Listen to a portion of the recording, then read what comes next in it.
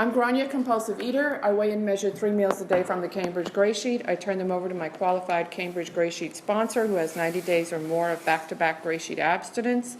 I don't eat no matter what. I do eat what I've committed no matter what, and my abstinence is the most important thing in my life. And I'm really glad I got to say that because I qualified on the European Skype meeting on Thursday, and I realized halfway through that I had forgotten to say the mantra. And I really believe in the mantra. The mantra is what saved my life because I found Gray Sheet after 2 years in another food program, 2 years of increasing hell as a softer, easier way didn't work.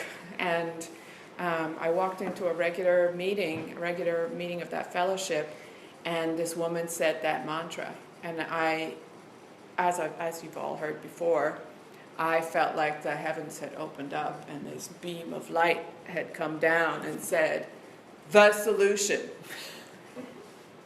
Take it or leave it, you know. It was like the higher power, a God that I don't believe in.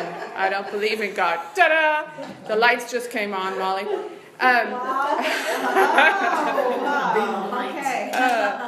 So I don't believe in God, but you know when you're driving on a certain kinds of weather day and there's beams of the sunlight coming through the clouds, and it really is reminiscent of those middle-aged paintings of the sunlight of God coming through, and that's what it felt like. It felt like I had struggled my whole life, tried every solution that I possibly could, tried the apparent 12-step way in the other fellowship, and all of that prepared me. I mean, basically it was like, you know, when you take, my mother used to beat animal products with a milk bottle, glass milk bottle, to tenderize it, you know. I remember my mother tenderizing meat with a milk bottle like this. I feel like that was what my life with food was like. I was being tenderized for the moment. I was being softened up. I was being prepared for the moment when Gray Sheet would be presented to me as the solution. Like right until that moment, until that very morning, I would have rejected Gray Sheet. It's crazy. There's no way. I'm not going to do it. It's too hard. It's too extreme. I don't need it. You people are crazy. I would have said all of those things because up until that moment, I always thought there was one more option. Like there must be some other way. Some combination of foods, liquids, self-help books, therapy, support groups, meditation, measurements, graphs. You know, there must be something I haven't figured out yet that I can come up with. But at that moment, when the skies opened up and that woman said that mantra, was the only moment where I realized never going to happen. You're never, ever, ever, ever going to find a solution to this. You're done. Your life is over. It's going to be a long, slow, miserable death. You're going to eat and hate yourself and eat and get fatter and eat and hate yourself and eat and get fatter for the next 50 to 70 years. And then you're going to die of a heart attack alone in a room. And they're going to have to bring in a bulldozer and take down the wall and carry you out on a pallet because you're going to be 400 pounds. And then that woman said that mantra, and I couldn't believe it. And at that point, she had 3 years of abstinence, back to back, weighed and measured, without exception, no matter what, committed to a sponsor from a food plan, not, you know, multiple choice food plans like I'd been trying before. And I thought, no way. Wow, Jesus. You know, I was like, 3 years? I want it. I want it. I don't care what it is. I don't care what's on the food plan. I don't care what I have to do. I don't care. Just tell me what to do. I'm done. And, you know, I always say that is such a moment of existential despair that I couldn't have tolerated that for more than a few minutes, and I would have gone right back into denial. If I had not found her right then, I couldn't have taken the pain of living in that knowledge that the rest of my life was going to be like that.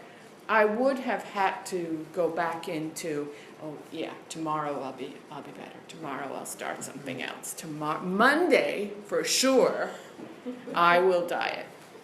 January 1st, guarantee I will start exercising. And I would have gone on like that.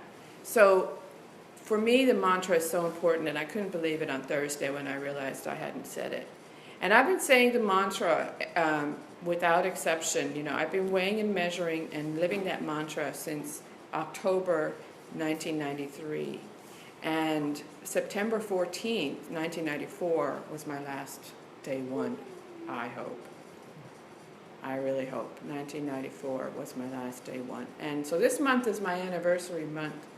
And I can, you know, I remember. So I remember what happened those first 6 months. I got abstinent that first time in October of 93. It was hard, hard, hard. And I was writing about it recently because we were writing the history of the phone list, the gray sheet phone list. And I was remembering when I started the phone list in 1993, if you wanted to make a phone call to another gray sheeter, cast your mind back, people. You had to be at home, and so did they. And this was the time before voicemail. Very few people had answering machines. Nobody had cell phones. I had a car phone at one point for my job, and it was like I was the only person I knew who had a portable phone. And the internet had not been, you know, it was still a government secret at that point. The World Wide Web hadn't been invented. 1993 was the dark ages, in terms of communication. And my sponsor, who came from New York to Kalamazoo, Michigan, we were the only two people weighing and measuring, she said, you've got to make 3 calls a day. And if anything comes up, you have to make a call, and you have to get a live gray sheeter. And there were only a few hundred gray sheeters in the world at that point. And there were no phone lists. There was no internet to find out who. There was no phone bridge. There was no phone meetings. There was no Intergroup or World Service or literature. If you wanted to make a call, you had to go home or go to somebody's office and say, can I use your phone? Or go to a pay phone, have the money, have the actual phone numbers of real live people, and call and call and call and call until you found somebody at home who was going to answer the phone. And then you'd say, I dropped a soy nut, you know, what should I do? Or I think I just made a mistake, what should I do? So I started collecting all these phone numbers. We would drive to Chicago, and I got all the Chicago people. There were about 6 gray sheeters in Chicago, and we would drive to Ann Arbor, and there were about 20 gray sheeters in Ann Arbor, and we would get their phone numbers. And then I went to the New York Roundup, and I got people's phone numbers there and put it all together, because when you needed a gray sheeter, it was hard to find a gray sheeter. It was hard. And it was expensive, because we didn't have free nationwide calling then. It was 10 cents a minute, if you were lucky. Because when I started out, it was 30 cents a minute. And I would be on the phone going, shit, this is costing me. You know, I was living on 10 grand a year as a graduate student. And it was costing me like $1 to make a call, to call somebody. And I was like, oh, crap. Quick, make this quick. So that's when we started the Grainne, because it was cheaper to email people. And my sponsor said, you know, you can call people and you can email people. You got to stay in touch.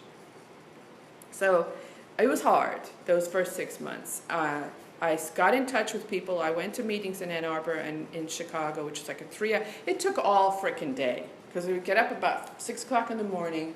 I'd pick up my sponsor, we'd drive to Chicago, it's a 3-hour drive, we'd go to the meeting, then we'd have lunch afterwards, then we'd drive back, and then I would just be like, whoa, that's it, I'm done for the day. That was Saturday.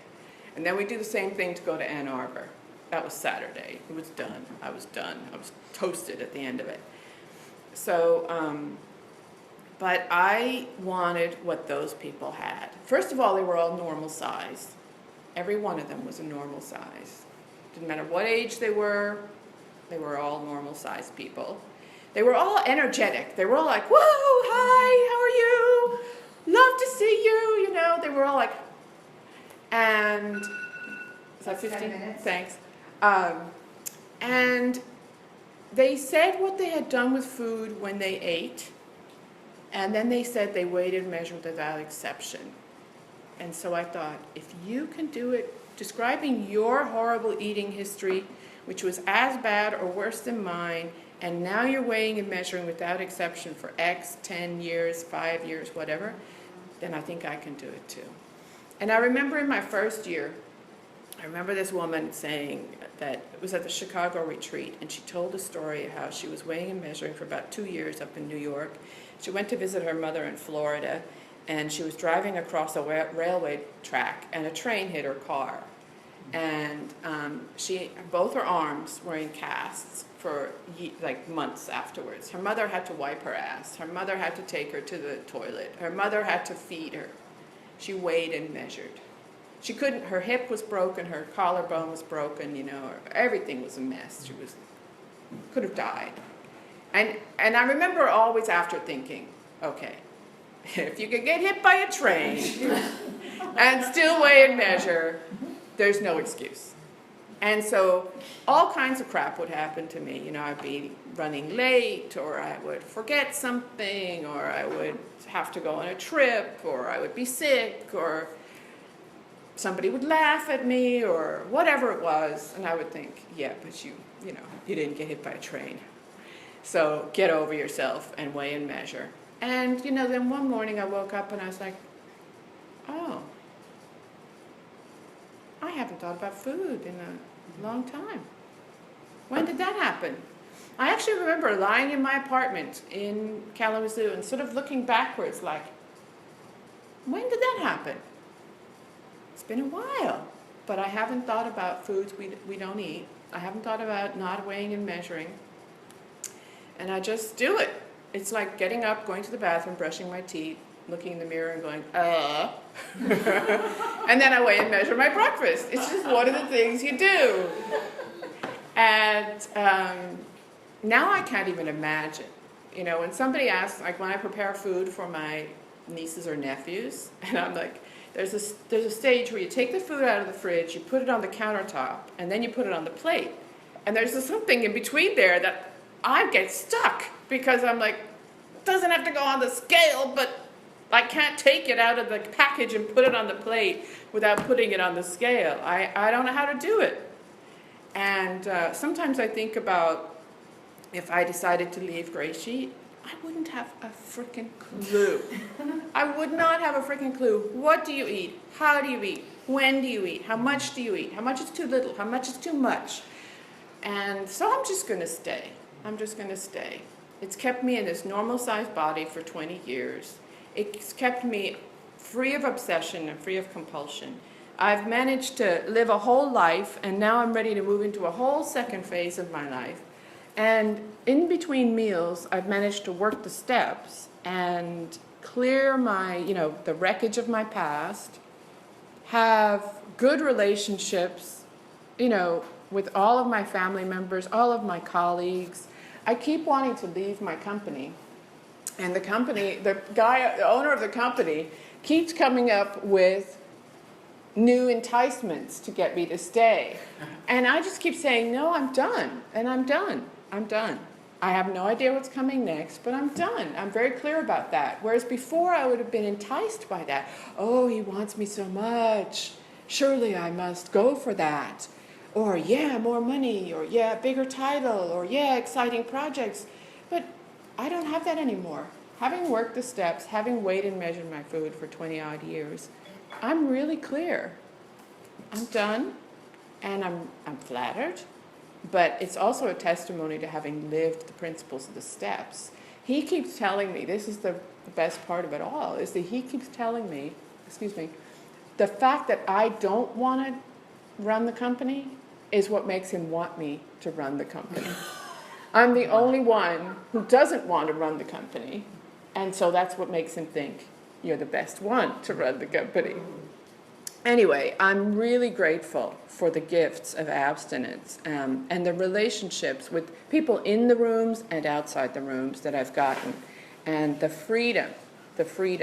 As long as I weigh and measure, it's like wearing a cast on a broken leg. I can go anywhere and do anything. If I take off, the cast is rigid. There's no doubt about it. It's rigid. Sometimes it's itchy, and sometimes it's grubby. But if I take it off, I'm going to collapse. I'm going to fall on the ground, and I won't be able to move. As long as I wear that cast, I'm good to go. Thanks. Thank you, Grainne.